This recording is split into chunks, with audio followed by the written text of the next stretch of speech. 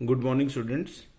Today we are going to discuss the money creation or credit creation process of the commercial bank.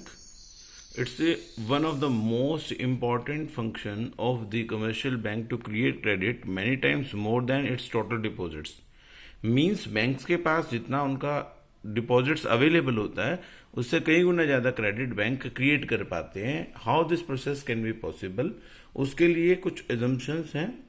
पहली बात कि entire banking system is considered as one unit of bank, कि पूरा का पूरा banking system जो है वो एक ही बैंक है और जितनी भी ट्रांजैक्शंस हैं, जो भी रिसिप्ट्स हैं, जो भी पेमेंट्स हैं, वो सारी की सारी बैंक के थ्रू ही की जाती हैं. इन दो चीज़ों को मानते हुए हम क्रेडिट क्रिएशन प्रोसेस सीखेंगे. क्रेडिट क्रिएशन प्रोसेस के लिए दो डिटर्मिनेंट्स होते हैं. One is cash deposits and second is legal reserve ratio which is known as LRR. Cash deposits का क्रेडिट क्रिएशन के साथ पॉजिटिव रिलेशनशिप होता है. जितना बैंक्स के पास ज्यादा कैश होगा उतना ही ज्यादा वो क्रेडिट क्रिएट कर पाएंगे. जितना बैंक्स के पास कम कैश होगा उतना ही वो कम क्रेडिट क्रिएट कर पाएंगे. दूसरी बात LRR का क्रेडिट क्रिएशन प्रोसेस के साथ ऑपोजिट नेगेटिव रिलेशनशिप होता है. नेगेटिव रिलेशनशिप क्या कहता है? नेगेटिव रिलेशनशिप मीन्स फॉर्मूला है क्रेडिट क्रिएशन का 1/LRR. अगर LRR की वैल्यू 10% है, इसका मतलब बैंक कितना क्रेडिट क्रिएट कर पाएगा? 10 टाइम्स. और यही अगर LRR 20% है तो बैंक सिर्फ 5 टाइम्स क्रेडिट क्रिएट कर पाएगा. ये दोनों में इनवर्स रिलेशनशिप होता है. अगर बैंक को ज्यादा क्रेडिट क्रिएट कराना है तो इसका मतलब LRR को कम करना पड़ेगा, लीगल रिजर्व रेशो को.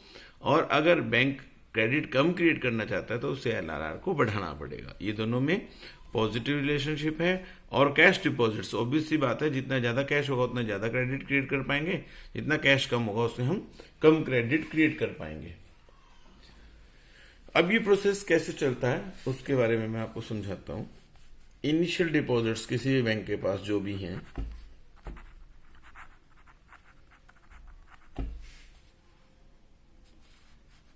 Deposits, loans and cash reserves. जैसे बैंक के पास 1,000 रुपए का कैश है. अब LRR क्या है? LRR का मतलब RBI हर एक बैंक को मैंडेटरी कर देता है कि आपको अपनी डिपॉजिट्स का एक फिक्स परसेंटेज अपने पास रिजर्व में रखना पड़ेगा और बाकी जो बचा हुआ पैसा है उसको आप लैंडिंग के लिए, लोन देने के लिए यूज कर सकते हैं. सपोज ये 1,000 रुपया बैंक के पास है, आया है, फ्रेश डिपॉजिट्स है. इन फ्रेश डिपॉजिट्स का 20% तो कहाँ चला जाएगा? रिजर्व में. मतलब 800 में, मतलब 1,000 में से 200 रुपीज जो है कैश डिपॉजिट्स में चले जाएंगे और जो ये 800 रुपीज हैं ये लोन के लिए, लैंडिंग के लिए यूज किए जाएंगे. अब जो लैंडिंग की है, जिसको भी लोन दिया उसने आगे फिर पेमेंट की 800 रुपए की सपोज पेमेंट करी, जो भी लेन देन किया उसने, तो वो क्योंकि सभी की सभी ट्रांजेक्शन्स बैंक के थ्रू ही रूटेड होनी है तो ये 800 रुपए एक तरह से नई फ्रेश डिपॉजिट्स की फॉर्म में बैंकों के पास अवेलेबल हो जाएगी. अब इन फ्रेश डिपॉजिट्स का 80% लाइक 640 लोन्स के फॉर्म में यूज हो जाएगा और 160 जो है रिजर्व में चला जाएगा, क्योंकि हम 80% जो है एडवांसिंग के लिए यूज कर रहे हैं और 20% जो है कैश डिपॉजिट. जो नए 800 रुपए बैंक के पास जो एक ने पेमेंट किया वो बैंक की रिसिप्ट होगी, उसका 640 लैंडिंग के लिए यूज हो गया, 160 कैश डिपॉजिट्स के लिए. फिर दोबारा जो ये 640 है जो भी पेमेंट करेगा, क्योंकि बैंक के थ्रू होनी है तो ये 640 भी एक नई फ्रेश डिपॉजिट्स के फॉर्म में 640 रुपीज जो है बैंक में आ जाएंगे. और इनमें से फिर दोबारा से बैंक जो है इसका 20% मतलब 128 रुपीज तो अपने पास रिजर्व में रख लेगा और ये 512 रुपीज जो है फिर दोबारा से लैंडिंग के लिए यूज करेगा.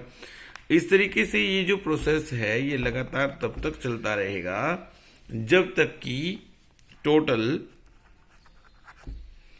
जो 5,000 रुपये, जिसका 4,000 रुपया लैंडिंग के लिए यूज हो जाएगा और 1,000 रुपया बैंक के पास रिजर्व में आ जाएगा. Is it clear? बैंक के पास 1000 रुपये की फ्रेश डिपॉजिट थी, उसे 20% कैश रिजर्व के लिए यूज़ किया, अपने पास रख लिया, 800 रुपये लैंडिंग के लिए यूज़ किए। जिसको भी लैंडिंग के लिए पैसे यूज़ किए उसने जो भी ट्रांजेक्शन की होगी 800 रुपये खर्च किया होगा तो बैंक के थ्रू ही किया होगा, तो दोबारा से बैंक में 800 रुपये फिर दोबारा से नए डिपॉजिट्स के फॉर्म में आ गए। ये 800 रुपये में से 160 रुपया बैंक ने अपने पास रिजर्व में रख लिया और 640 रुपीज़ फिर दोबारा से लैंडिंग के लिए यूज़ किए। फिर दोबारा से जो 640 रुपीज़ लैंडिंग के लिए यूज़ हुए वो फ्रेश डिपॉजिट्स बैंक के पास आ गई, उसका फिर 20% बैंक ने अपने पास रख लिया, 80% फिर लैंडिंग के लिए यूज़ किया। यही प्रोसेस आगे भी इसी तरीके से चलता रहेगा और तब तक ये चलता रहेगा प्रोसेस, क्योंकि हमारी LRR 20% है, इसका मतलब 5 टाइम्स 5 गुना क्रेडिट क्रिएट होगा। जो इनिशियल डिपॉजिट थी उसके 5 टाइम्स जो है हम क्रेडिट क्रिएट कर पाएंगे। This is called credit creation process of the commercial banks.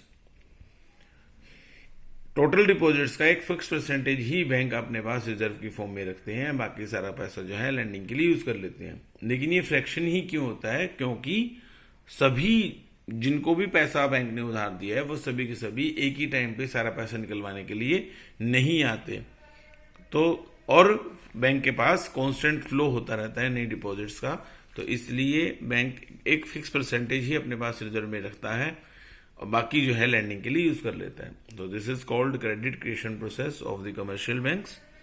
तो आप if you are having any query regarding that you can contact me. Thank you so much.